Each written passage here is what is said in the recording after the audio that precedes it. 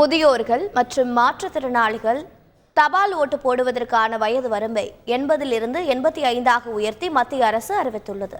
80 வயதுக்கு மேற்பட்ட முதியவர்கள், மாற்றுத்திறனாளிகள் தபால் ஓட்டு போடும் வசதியை இந்திய தேர்தல் ஆணையம் வழங்கியிருந்தது.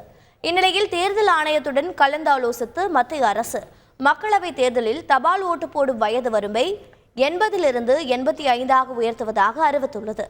கடந்த சட்டமன்ற தேர்தல்களில் 80 வயதுக்கு மேற்பட்டோரில் 2 முதல் 3 விழுக்காட்டினர் மட்டுமே தபால் ஓட்டு முறையை பயன்படுத்தியதாகவும் 98 விழுக்காட்டினர் வாக்கு மையங்களுக்கு சென்றுள்ளதாகவும் தேர்தல் ஆணையம் விளக்கம் அளித்துள்ளது.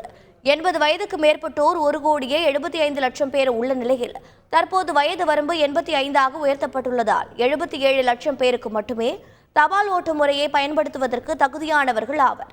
85 வயதுக்கு உட்பட்ட அனைவரும் வாக்கு மையங்களுக்கு சென்று வாக்களிக்க வேண்டும் என்பது குறிப்பிடத்தக்கது. செய்திகளை உடனுக்குடன் தெரிந்து கொள்ள உடனே சப்ஸ்கிரைப் பண்ணுங்க.